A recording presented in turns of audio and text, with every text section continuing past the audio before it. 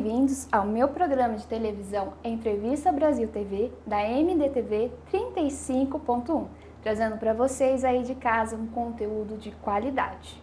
E hoje eu tenho um convidado diferente que eu escolhi especialmente para vocês aí de casa com assuntos muito interessantes, hein, pessoal? Então, para vocês, o Flávio Campos. Flávio, fala um pouco mais sobre você. Bom, resumir um pouquinho do Flávio, ele mostra muito uma mistura de profissional com pessoal. Trabalhei por 23 anos em indústria e num determinado momento era diretor de empresa, tinha tudo, bom salário, família, tudo certo, mas eu sentia algo que não estava bem, como se fosse um vazio. E cheguei a tomar tarja preta para dormir, antidepressivo. Foi quando eu descobri que aquela vida não era para mim. Nesse momento que eu fui estudar a área do desenvolvimento humano e fazem já 14 para 15 anos que eu estou aqui. Então, a importância, né? Por isso eu me aprofundei muito na questão de relacionamento intrapessoal. Nós, quem somos nós? Realmente aquilo que nos move. Então, a importância de conseguirmos enxergar quem nós somos para poder seguir e prosperar na vida. Muito interessante. Então, o que te motivou a seguir a área da neuropsicanalista foi o seu próprio caso que você estava passando, ter um conhecimento próprio, pessoal. E como que isso mudou na sua vida? Exatamente. Eu sou meu próprio estudo de caso, né? Da onde eu percebi que a indústria ela é um excelente lugar, ela faz com que você cresça muito, faz com que você tenha um aprendizado gigante. No entanto, quanto mais você sobe, né, na sua carreira, mais você precisa ser mais números, vamos dizer assim, né? E chega um determinado momento que eu comecei a perceber que o que estava me impactando é que eu sou muito da área de humanas, né? Então, como que aquilo me impactava, né? Então, você pessoas... não se identificava com aquela área? Eu me identifiquei muito, mas quando eu comecei a ter que tomar muitas decisões baseadas em números, deixando o ser humano de lado, isso me impactou muito forte. E aí eu comecei a estudar. Na época comecei estudando, fazendo uma formação em psicanálise clínica, né? Foram aí quase 4 anos.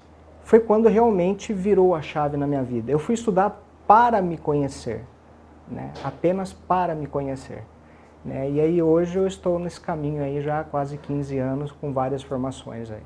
Isso é muito interessante, porque antes de pensar no outro, a gente precisa aprender a olhar para nós mesmos, né? Quem eu sou, o que eu faço, o que eu deixo de fazer. Isso faz toda a diferença no que a gente reflete para o outro e para a própria sociedade. Porque muitas vezes as pessoas acabam passando por situações difíceis e machucam os outros por não ter tratado a si mesmo. Então faz toda a diferença você ter esse autoconhecimento. E você, qual é a sua formação? Eu, por ter trabalhado em indústria, a primeira formação minha é administração de empresas, fiz pós em gestão de negócios, depois eu estudei psicanálise, depois eu participei da psicologia na Anhanguera, onde eu sou o curador do livro de psicanálise dentro da formação de psicologia da faculdade.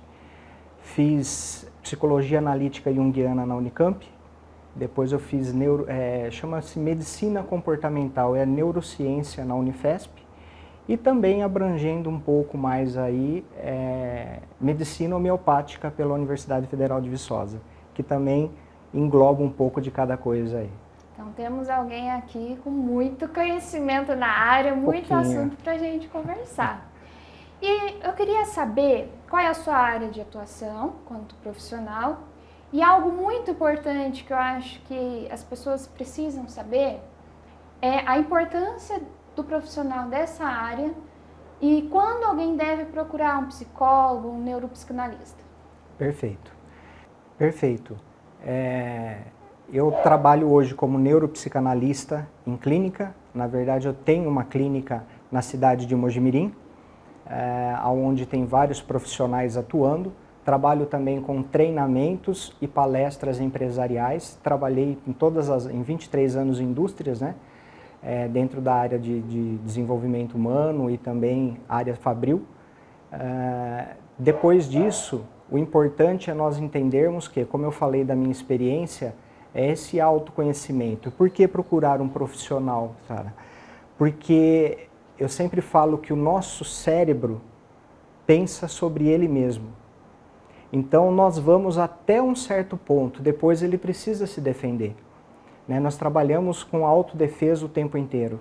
Então tudo aquilo que eu for pensar que vai trazer algo que possa me machucar ou trazer algum trauma antigo, fazer com que eu reviva um certo sofrimento, ele não permite. Então por isso a importância de procurarmos um profissional para que ele saiba conduzir-nos da melhor forma a ultrapassar essa barreira de defesa que o cérebro colocou em nosso benefício, não é para o nosso mal, tá? Para que ele possa chegar realmente na raiz do problema, que essa é a verdadeira função da psicanálise. Muito bem. Inclusive, eu acho que é muito interessante nós falarmos sobre isso, porque, infelizmente, ainda existe um preconceito muito grande que as pessoas acham que psicólogo é para doido e às vezes julga quem vai. Gente, não é assim. É uma profissão extremamente importante em que todos podem e devem consultar. Todo mundo passa por momentos difíceis, então você tem um profissional que está ali, que tem um preparo para poder te orientar, poder te ajudar em situações que muitas vezes a gente tem muita dificuldade, às vezes tem até vergonha de comentar com outra pessoa. E ele é um profissional que está ali para te ajudar. Então, inclusive o que você comentou, de que muitas vezes muitas pessoas carregam traumas de muito tempo atrás, quando não é tratado, se torna uma bola de neve. Só vai piorando, acarretando outras consequências. Muitas vezes as pessoas, inclusive, acabam se auto-sabotando em várias áreas, por autodefesa mesmo. Então, você passa a ter medo de se arriscar, passa a ter medo de tentar algo novo, por algo que poderia ter sido tratado lá atrás. E é algo que a gente precisa parar para pensar e refletir um pouco mais sobre isso, porque quando não é tratado, isso pode influenciar tanto você quanto mesmo as próximas gerações, que é inclusive algo que eu trago no meu livro. As consequências desses traumas que muitas vezes são passados de geração em geração. Como que um trauma ou algo mal resolvido pode influenciar na sua vida e até mesmo nas futuras gerações? Você que trabalha na área, como que isso pode afetar as pessoas? Todos nós já ouvimos em algum momento falar que a nossa mente é atemporal, né? A vem do latim e significa sem, né? Sem tempo, né? Então, a nossa mente, o nosso inconsciente, ele não tem tempo. Aquilo que nós sofremos há 10, 20, 30, 50, 60 anos atrás, nós, se revivermos de forma psíquica isso, vai trazer todo aquele sofrimento como foi no ocorrido há muitos anos atrás. O trauma, ele existe para nos defender, para nos ajudar. Ele não é algo ruim. Aquele momento que eu vivi algo desagradável, para eu não sofrer mais com aquilo, poder seguir na minha vida, a primeira defesa criada por Freud, o recalque. Eu escondo isso para que isso suma da minha consciência e eu siga a minha vida. Porém, ainda está ali inconscientemente. Exatamente. Ainda a pedrinha ali está guardadinha ali. Enquanto eu estou bem, a vida está feliz, as coisas estão fluindo, está tudo acontecendo bem, eu tenho energia psíquica para segurar esse retorno. Mas eu começo, porque a vida é cíclica, né? Sim. Né? E eu até brinco, eu falo que a vida é como o coração, né? Já viu nos elétrons, né? Ela sobe e desce, né? Então ela faz pip, pip, pip, pip, né? O problema é que a gente quer a vida assim, né? Pip. Só que assim você morreu. Só que assim eu já estou de pé junto, né? Eu já estou com os pés juntinhos. Então não tem como. Então vai chegar um determinado momento que eu vou estar um pouquinho mais depressivo, que eu vou estar um pouco mais cansado. o estresse do trabalho, isso rouba a minha energia psíquica e, dependendo daquele trauma, o que eu vivo naquele momento, ele ativa vários gatilhos, fazendo com que ele queira retornar. Mas nós vamos segurando isso, né, de uma certa forma, segurando o nosso trauma para que não influencie no nosso dia a dia. É aí que acontece o chamado conflito psíquico. É o interno querendo sair para ser resolvido e o externo não permitindo. É aí que rouba a minha energia, que eu entro na famosa chamada depressão. Tá? Então, para nós entendermos um pouco de como isso funciona, é só observar o que está à nossa volta, o que o seu coração, o que a sua mente está dizendo, mas como você muito bem falou, nós temos famílias, nós vivemos em sociedades, em gerações, e nós somos muito preocupados, dependendo da criação que nós temos, como nós vamos agir. E esse como nós vamos agir, quando ele é diferente de como eu quero agir, gera esse conflito e muito provavelmente vai gerar uma depressão, uma euforia, pode gerar crises de pânico, ansiedade, tudo que nós estamos vendo por aí hoje em dia. Inclusive, dando continuidade nesse assunto, muitas pessoas passam por uma série de problemas desde a infância, por vivenciar, porque o primeiro contato que uma pessoa tem com a sociedade, uma criança tem esse contato com a família, através dos pais, e os pais muitas vezes são o reflexo do que as crianças vão se espelhar e refletir na sociedade depois. Então, qual é a influência que teria, por exemplo, no caso do pai que tem um vício alcoólico, com drogas, a criança cresce vendo aquilo, o pai que muitas vezes é agressivo com a própria esposa e a criança cresceu vendo aquilo como se fosse, entre aspas, normal, né? Um homem agredir a mulher, quais são as consequências para essa pessoa? Porque muitas vezes o adulto, ele é uma criança crescida. Então, quando você cresce, você traz muito da sua raiz na sua infância, de tudo que você viveu. Então, quais são as consequências que isso pode causar? Vou dizer uma que está muito na moda, relacionamento abusivo. Perfeito. A criança, até aproximadamente 7 anos de idade, isso até pela própria antroposofia fala, né, dos setênios e tudo mais, mas até pelas fases pré-genitais, até aproximadamente o final da fase fálica, né, início da fase da latência, a criança ela não sabe o que é certo e errado. A criança ela tem aqueles cuidadores como o seu espelho. Né? Então nós temos o narcisismo primário e o narcisismo secundário. No primeiro momento, a criança ela quer o quê? Ela quer segurança. Então é aquela criança que gruda na perna da mãe, não quer sair do colo do pai, fica ali, né? Porque ela sente tudo aquilo para ela é inseguro. Então os pais se tornam um refúgio. Exatamente. Então ela busca aquilo como referência. Então aí já começa o que nós chamamos de introjeções, identificações e introjeções. Eu posso ter um pai alcoólatra. Se eu começo muito a procurar segurança e eu tenho carinho desse pai alcoólatra, mesmo que ele bata na minha mãe, e ele me dá presente, ele me cuida, ele me protege, e eu sinto segurança, existe um conceito na psicanálise que nós podemos citar aqui, que é a identificação com o agressor. Então eu posso assumir uma personalidade que é idêntica àquela que era boa para mim, porque a criança ela não sabe o que é certo e errado. Né? E aí tem o segundo passo, né, que nós chamamos do reconhecimento. A partir do momento que ela se sente segura, todos nós somos assim, né? Vai que nem eu tô aqui agora, né? Já cheguei aqui meio inseguro, tal, como é que é? Então a gente fica quieto. Daqui a pouco a gente sente segurança, a gente solta. Né? Aí a gente vai buscar o quê? Nós vamos buscar o reconhecimento.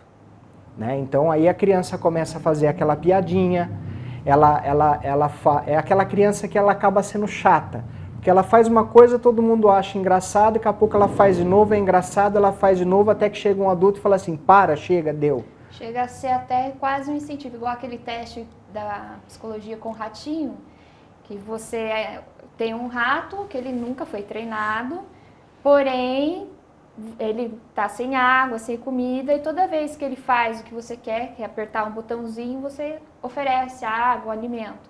Então ele instintivamente ele passa a reconhecer que toda vez que eu apertar esse botãozinho eu vou conseguir ter essa recompensa, que é o que a gente traz até mesmo para a nossa realidade. Então, por exemplo, quando você dá esse reforço de ações negativas, a criança ou até mesmo o adulto, independente da idade, tende a reproduzir novamente. Exatamente. Da mesma forma, como eu mencionei na questão de relacionamento abusivo, vou até dar um exemplo do que acontece muito com a menina, mas saiba que muitos homens passam por relacionamentos abusivos, viu? Sim.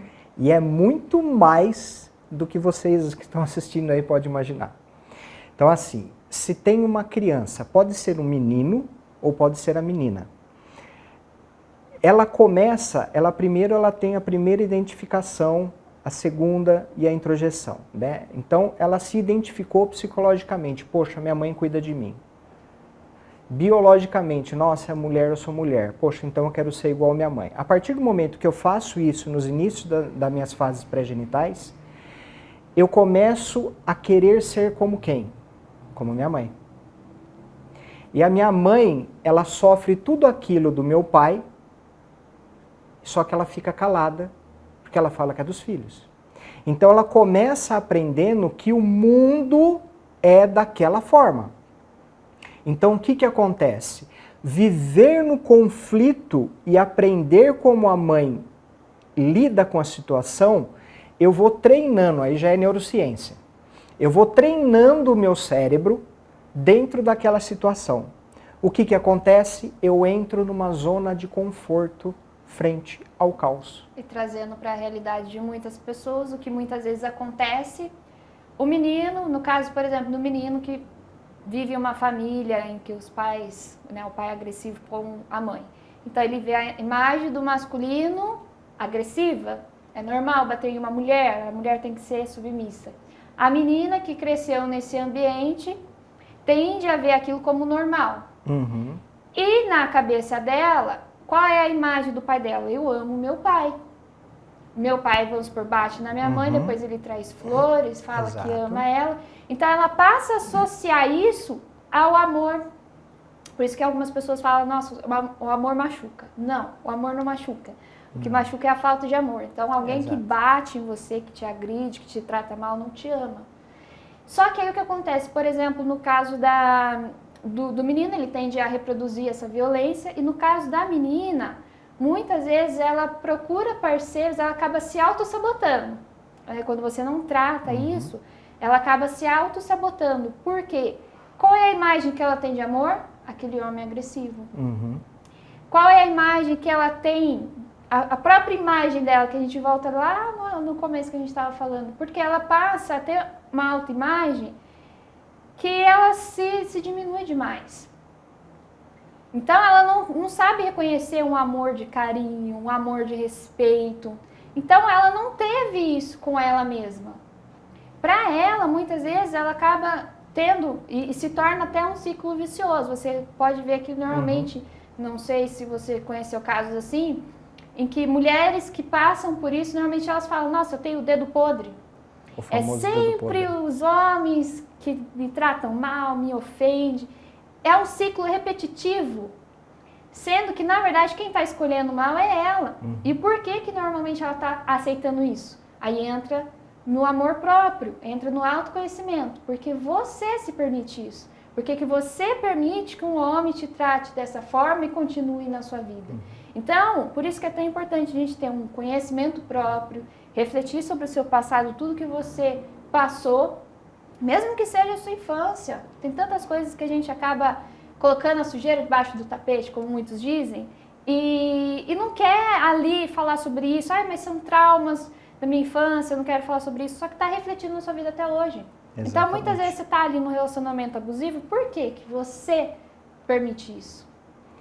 E tem essa identificação, porque ela quer ser como a mãe, ou seja, ela vai reproduzir o padrão materno. E neurologicamente falando... Então, olha, antes da gente continuar, o assunto está muito bom, mas o tempo é um pouquinho curto, então agora a gente vai entrar nos comerciais, mas tem muito mais para vocês aí. Então fiquem ligadinhos que logo tem mais para vocês.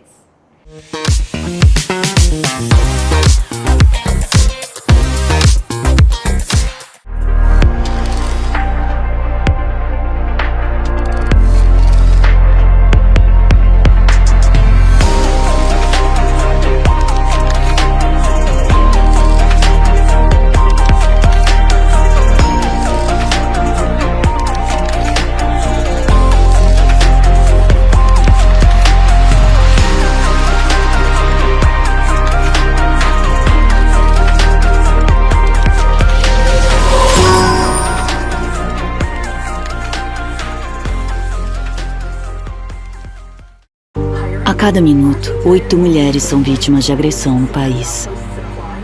De cada 10 mulheres, 3 foram ameaçadas de morte pelo parceiro atual ou pelo ex. A cada 7 horas, um feminicídio acontece. Violência contra a mulher é crime. Nas próximas horas, alguém perto de você pode ser vítima. Por isso, é tão importante prestar atenção.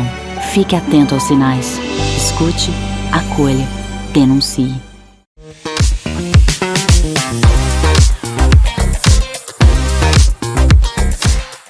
Estamos de volta com o meu programa de televisão Entrevista Brasil TV, da MDTV 35.1. E agora nós vamos continuar a nossa conversa com o neuropsicanalista, o Flávio. Flávio, como a gente estava comentando sobre as questões das consequências dos traumas vividos pelas pessoas, muitas vezes as consequências de relacionamentos abusivos que as pessoas vivem de acordo com traumas do passado, como que ter a experiência, uma criança que cresce em um ambiente em que o pai é agressivo com a mãe, a criança presencia um pai com vícios, o que isso pode refletir na criança, quais são as consequências? Então, como nós estávamos falando, né, tem a questão da mulher, por exemplo, nós estávamos dando um exemplo aqui da mulher, que ela acaba reproduzindo muitas vezes a submissão que ela viu dentro de casa, né? Então, o que acontece? Na infância, nós aprendemos padrões, e esses padrões são pré-estabelecidos em nossa mente, de como nós iremos viver daqui para frente. Por isso que nós buscamos também certas pessoas que têm uma representação daquela que nós vivemos. E aí tem um ponto interessante que é até um pouco polêmico, que é assim, como você mencionou, o dedo podre, né?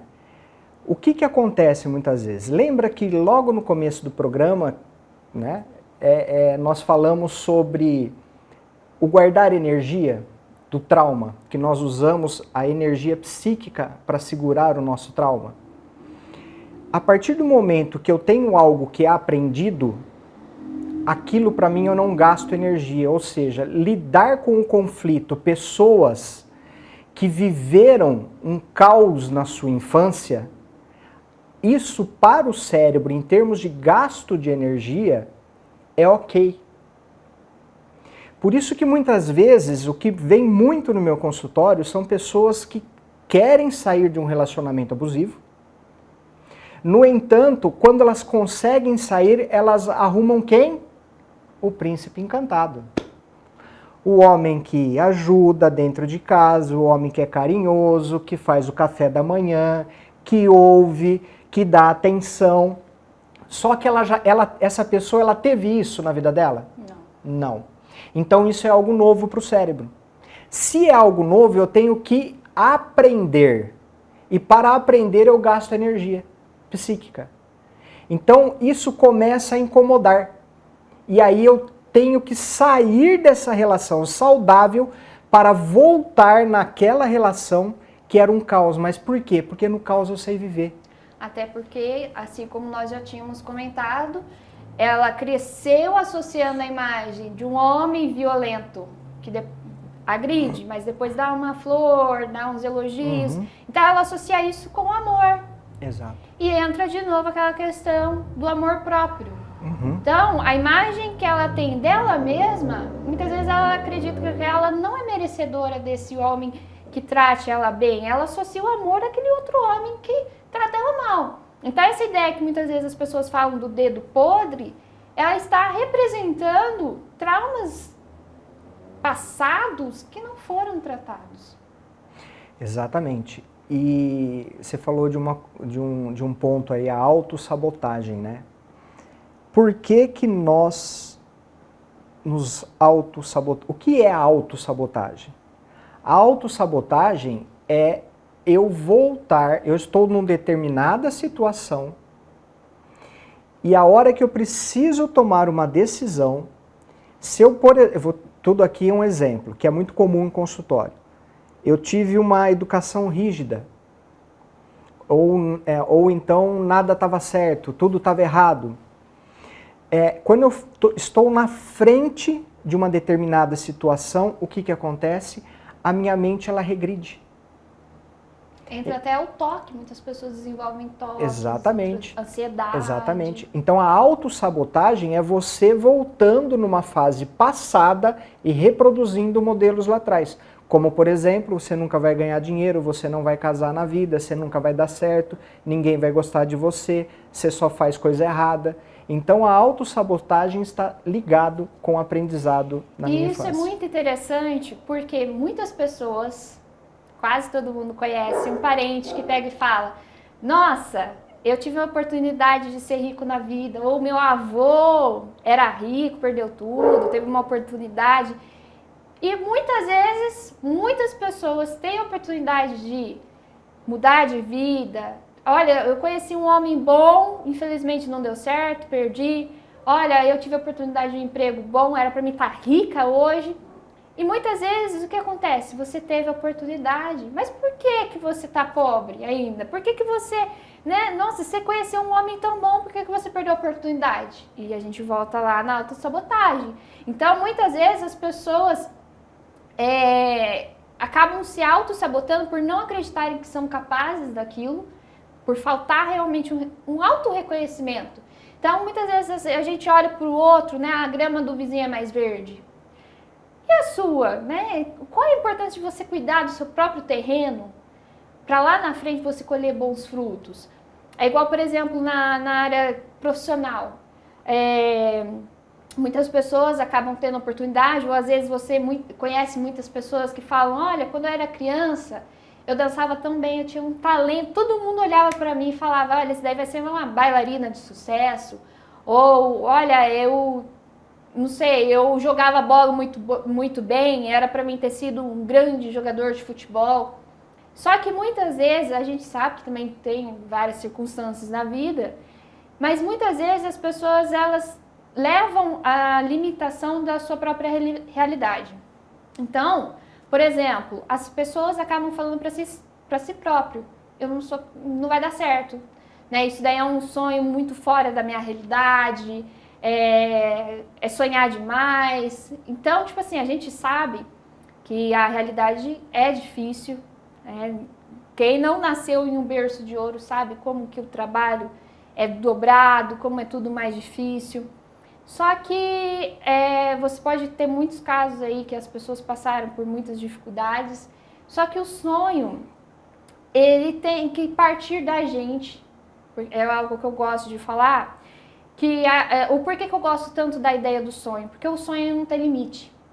Mesmo que hoje, por exemplo, no meu caso, mesmo que hoje eu fale: olha, eu vim de uma origem humilde, que eu realmente vim de uma origem humilde, eu não tinha dinheiro. E aí, desde criança, eu falava que eu queria ser professora, modelo, escritora, transformar meu livro em filme. Então, aquilo era totalmente fora da minha realidade. Uhum. A minha avó, minha mãe não terminaram os estudos, casaram, tiveram filhos muito cedo. Minha avó estudou até a 4ª série, mais ou menos. Então, eu fui a única a ter ensino superior na família. Então, tipo assim, eu passei por muitas dificuldades, aquilo era totalmente fora da minha realidade. Só que eu tinha duas opções. Ou eu sento e falo, olha, isso é fora da minha realidade, desisto. Lá na frente eu conto para meus filhos que eu sonhava em ter isso e nunca consegui. Ou eu posso fazer, que é algo que eu até aconselho as pessoas, né, de transformar os seus sonhos em objetivos. O que eu quero para minha vida, o que eu preciso fazer para conseguir isso, eu vou lá e faço. Você tem que ter essa atitude.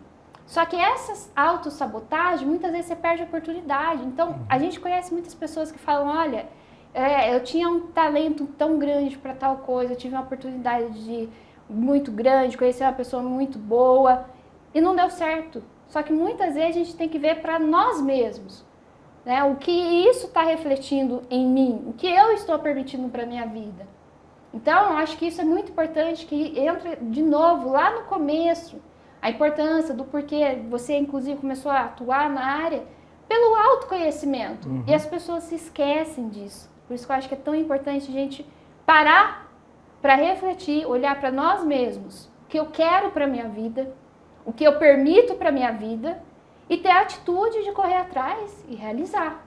Seja profissionalmente, seja na sua vida amorosa, seja em qualquer outra área. Exatamente. E quando... eu acho que todo mundo aqui, em algum momento, já sentiu um vazio.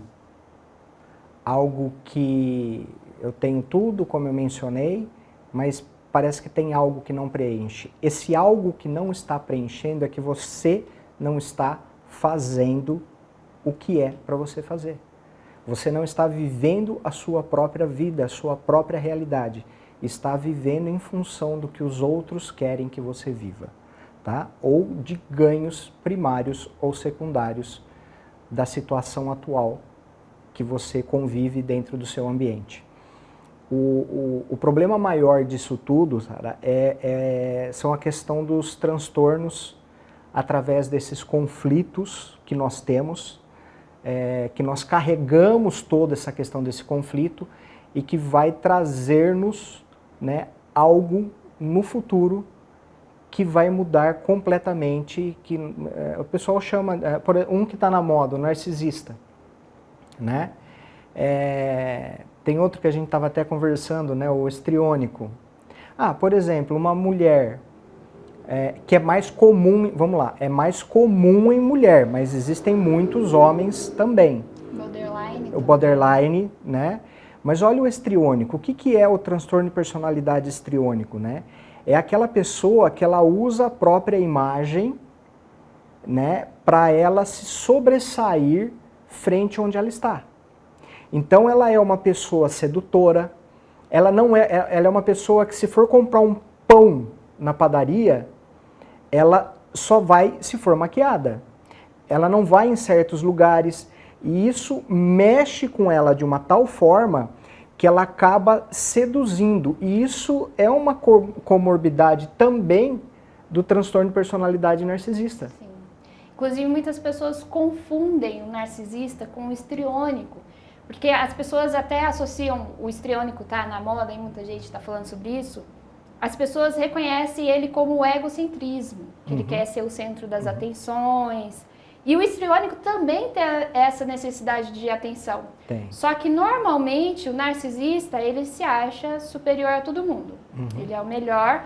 Já o histriônico, ele tem uma necessidade muito grande de ter atenção, mesmo que seja pela dó. É igual em muitos casos de mães, acontece muito isso. Porque ninguém me ama, eu tô doente, ninguém me vê. Só que isso sobrecarrega muito, principalmente a família, as pessoas que estão próximas, os filhos. Porque essa pessoa, ela acaba exigindo uma atenção tão grande que ela tira de você para que se concentre nela. E uma coisa que eu acho interessante de comentar sobre o narcisista, porque todo mundo está na moda de falar, todo mundo narcisista, aquelas coisas. Só que as pessoas acabam acreditando que o narcisista tem um ego muito grande, como se ele realmente se sentisse melhor do que todo mundo. Mas, na verdade, ele tem um problema de autoestima muito grande. Muito baixo, exato. Porque o que acontece? Ele tem uma autoestima aqui, e quando ele vê uma outra pessoa que ele julgue até é superior a ele ou algo do tipo, ele rebaixa essa pessoa para que ele se torne o centro das atenções. E esse é um perigo muito grande, porque o relacionamento com um narcisista, ele tende a te rebaixar, não porque ele se sinta melhor que todo mundo. Muitas vezes ele tem um problema muito grande com a autoestima. Exatamente. Por isso é até muito comum, é até um pouco polêmico que eu vou dizer aqui, mas de uma certa forma todo narcisista ele já foi abusado, né? Porque só existe o narcisista porque existe também as pessoas que sofrem os abusos do narcisismo. Então todo narcisista ele já sofreu um abuso de alguém que também é narcisista. E não existe amor nessas pessoas, e realmente é isso. Por que que um narcisista, se você vai chegar e você vai confrontar ele não sabe ter um diálogo, uma conversa. Ele já parte diretamente para uma agressão, empurrando você lá para baixo. Ele cativa de uma tal forma a pessoa que faz com que ela entregue todos os segredos dela para outro. E na hora isso é usado contra a própria pessoa. Ele tem uma manipulação. A manipulação é violenta, né? Até mesmo porque é um transtorno de personalidade, isso não tem cura. E uma pessoa que o narcisista adora é a borderline, porque é a pessoa que já é na borda ali, totalmente dependente sentimentalmente. Exato. E isso para o narcisista é um prato cheio. Exatamente. Então, se a gente for olhar, esses três que nós falamos, tanto o borderline, quanto o histriônico e quanto o narcisista, esses três transtornos, eles não sabem o que é o amor, porque eles não se amam. Né? O próprio histriônico, ele faz de tudo, é aquela pessoa que chega, ela tem que seduzir, ela tem que ser o centro da atenção, porque ela está sempre ótima. E se ela está num relacionamento que está ok, mas ela percebe que tem um outro que vai engrandecer mais além dela, troca fácil. Infelizmente, nós vemos muito isso hoje em dia. As pessoas muito em conversas em redes sociais, né? Então, de repente, uma pessoa que vive uma vida de relação bacana, né, boa, mas ela troca tudo aquilo, ela faz questão de jogar tudo aquilo na lata do lixo, porque ela está tendo uma conversa com alguém que é muito melhor. E não só nesse caso, que hoje, tem até um casal muito tempo juntos, que perguntaram qual é o segredo. E aí ele comentou, é porque antigamente, quando alguma coisa quebrava, a gente consertava. E hoje em dia, tudo se tornou descartável, inclusive as pessoas. Exatamente. Se troca muito hoje em dia, né? Bom, o assunto está muito bom, mas o tempo é um pouquinho curto. Inclusive, a gente vai ter que, ou você volta aqui, a gente faz uma outra entrevista, porque tem muito assunto pra gente conversar, ou a gente faz uma outra live também com assuntos, a gente fica o convite para você. Então, se você quiser deixar uma mensagem pro pessoal de casa, algum conselho, fica à vontade. Ok. Eu vou repetir o que toda manhã eu coloco um vídeo, né, curtinho. E hoje eu coloquei mencionando o seguinte: se você não sabe o que você quer, você vai perder tudo o que você tem. E você vai chegar à conclusão que o que você queria era o que você perdeu. Então, cuide muito de você, saiba quem você é. Saber o que nós queremos não é uma casa, não é um carro, não é um emprego. Saber o que nós queremos é quem nós somos. Aquilo que vai preencher o que está dentro de nós. E o melhor remédio para isso é o autoconhecimento. É você estudar. Eu não sei se eu posso mencionar aqui, eu tenho uma escola de psicanálise também, né, uma clínica em Mojimirim, uma escola de psicanálise de formação, tenho contato aí, as redes sociais. Pode seguir que todo dia tem um vídeo curtinho, novo, tem lives que eu faço também, mas o segredo é esse. Saiba quem é você e você perceberá que tudo à tua volta que te incomoda hoje deixará de te incomodar.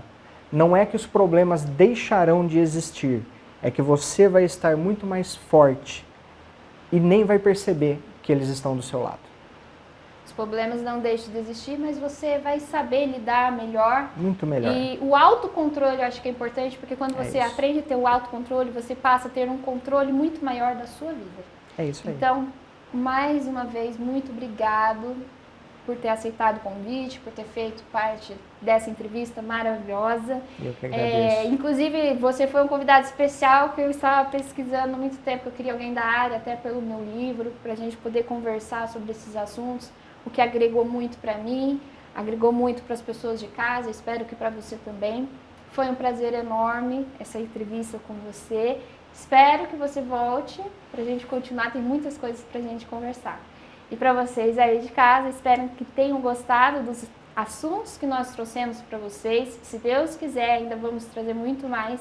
Então, um beijo para todos vocês e até a próxima!